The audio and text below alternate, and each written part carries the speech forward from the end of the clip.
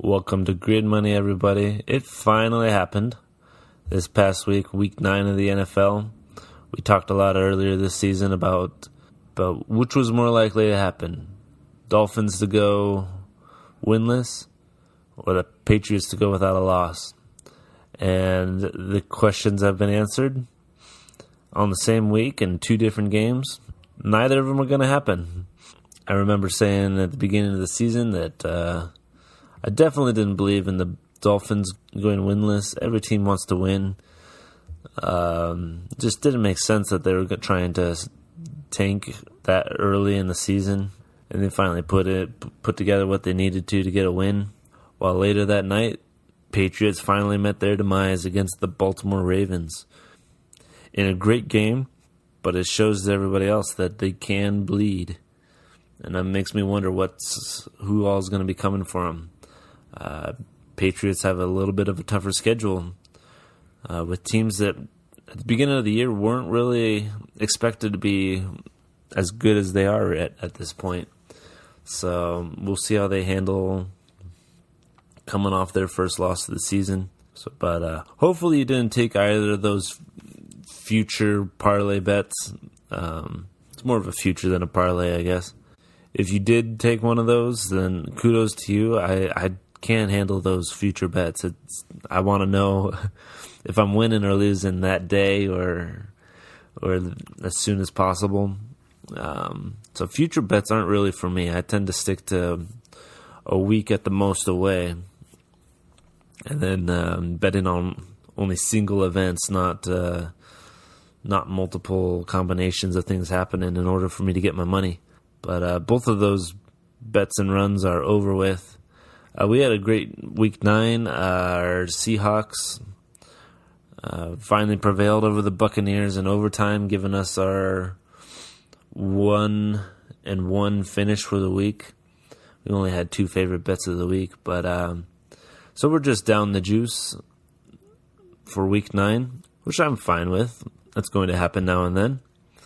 We're looking forward to week 10. I got a lot of things I want to talk about here, and I'm going to kind of combine them. We got some good plays this week, I think, and I'm looking forward to getting your feedback on what you think the best plays of the week and what you think of mine that I'm laying out here. Let's talk a little bit about 1-score versus 2-score games.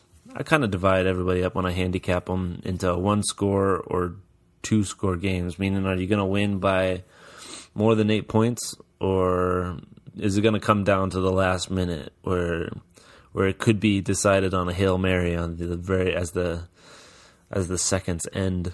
So when I handicap games, I'll usually decide whether or not it's a 1-score, 2-score game, and we've had a few 3-score games. I know when Patriots played the Dolphins and the Washington Redskins, that those were both 3-score games in our books here. But it's a little bit more rare. Usually I divide them up. Is this going to be a last-minute 1-score difference, or is it going to be a pretty solid win with the favorite being at least 2 scores ahead of the losing team? Once I decide that, then I can kind of narrow it down as far as how confidently into those 1-score or 2-score game it's going to be. Is it going to be, if it's a 1-score game, how close is it going to be? Is it just going to be a field goal? Is it just going to be a touchdown? There's a huge difference between being ahead by 8 points and being ahead by 9 points. Even from just a mentality perspective, when you're playing a team that is down 9 points, you're getting into the fourth quarter. The amount of work that it takes to come back from that is extremely more difficult than it takes to come back from an 8-point deficit. The difference between these two styles of games is great enough to where when I project a game to be a 2-score game, and I see the line coming out from Vegas as a 1-point game, that's almost immediate action in my book. And we got some great plays that kind of accentuate that, what I'm talking about there, with games that Vegas has coming out as pretty close, but we don't really have any evidence saying that they are going to be close. He had know the odds. We got them projected to be 2-score difference at the end of the game. And let's jump right into the first one. Chargers versus the Raiders. Chargers are the favorites. I agree there. They're projected to win by 3 points according to Vegas. I've been on the Chargers bandwagon for a long time. They've had some close losses, which have been dragging down their credibility when it comes to handicapping perspective, but they're fundamentally sound and skillful on all sides of the ball, and they've just had some unlucky plays towards the end of some of these very close games that have been getting some pretty unrealistic projections. I think what we saw from them in Week 9 just confirms what I've been thinking about them this whole season. They're a very solid team. They were finally able to click and make it all come together for a crushing win over a very good team in the Packers. We got them winning over the Raiders by 10 points. This is a good division rivalry. The Chargers just have a leg up on the Raiders on all aspects of the field. When it comes to defense, running, passing, it's a for sure 2-score game in our books. When you see Vegas coming out with a -3 when saying it's just going to be a field goal away, it means they're twisting that line to get even action on both teams. It's not what is projected to happen. They just need people betting on both teams, so they make it more appealing to bet on the Raiders. So Chargers to cover the spread is going to be our first favorite bet. In a very similar situation, in a stadium all the way across the country, it's going to be the Rams against the Steelers. And it's very similar, only Vegas has the Steelers losing by 4 points. And again, we have the Rams winning by 10. Rams coming off of a bye week. They're rested and ready to play a team that has not been very consistent or even that good this year. And then in this week 10, the Steelers are also planning at this point to not have James Conner starting as he is on injury. And that's just the straw that broke the camel's back on this one. It's not going to be as close as what's coming out of Vegas. Rams to cover the spread. It's going to be our second favorite bet of the week here. So those are our spreads, Chargers and Rams. Let me know what you think about that. If you're seeing anything I'm not. I'm excited because we actually have a couple moneyline bets coming up, and we don't get those too often. They're my favorite bets to play. Unfortunately, there hasn't been much opportunity this year to put in some good moneyline bets. But I love betting on the underdog that is undercover favorite in my book. And we got 2 of them coming up.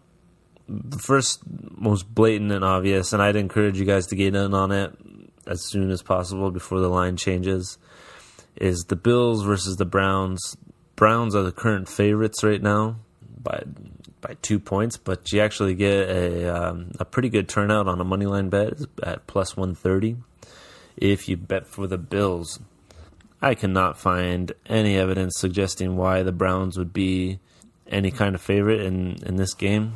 Hey, maybe they win, but there's no reason why they should. As the new power rankings came out earlier yesterday, Bills are ranked number 7 and in amongst some very good teams this year, and that's a well-deserved spot for them. They're dominating in all of their games and just having a great season, where the Browns are more of the emotional favorite. Everybody wants them to do well. I think Vegas might be anticipating that a little bit and trying to hedge against the wave of bets that are going to be going towards the Browns. It's the only thing I can think of as to why the Browns would be a favorite. Just jump on it. It's the best bet so far this week. Completely undeserved underdog status by the Bills there. So Bills is going to be our first money line bet. And then we'll go to something a game that I believe is going to be as close as what Vegas is projecting it to be. But we're going to lay down action on it. At this point, the Cowboys are listed to be the 3-point favorites against the Vikings. And if you have problems with any of my picks this week, this is probably going to be with this one. It's a little bit of a toss-up. Even Vegas thinks so with their close spread that they have here. But the money line being pretty attractive to take the Vikings with a plus 140 is reason enough for me to make them one of our favorite bets of the week this week.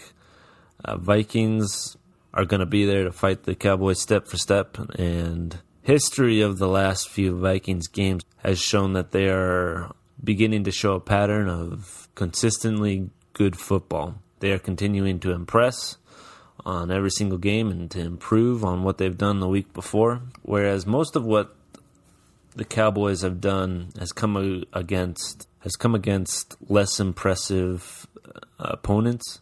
I think the Vikings have had a much tougher schedule than the Cowboys. And given that they have very similar standings in the NFC, I'm going to give credit to the Vikings as being the better of these two teams, which is why I think it's worth it to take them in the money line bet against the Cowboys. So there you have it. You got Chargers and Rams to cover the spread. And then we got Bills and Vikings to win straight out in money line bet. Those are going to be our 4 favorite bets of the week. Give me your opinions down below. Best of luck to you and your happy gambling this week. Lastly, make sure that you're going to knowtheodds.net and looking at our fantasy rankings page so that you can get the inside scoop on who the top performers are going to be this week. We update that weekly. And if you're into daily fantasy or season-long fantasy, that's going to be a great resource for you to kick off your research on who to start and sit and who's going to be the standout players of the week. Hey, we'll see you next week, guys. Have a great week 10. I'm Mason Poole. Take care.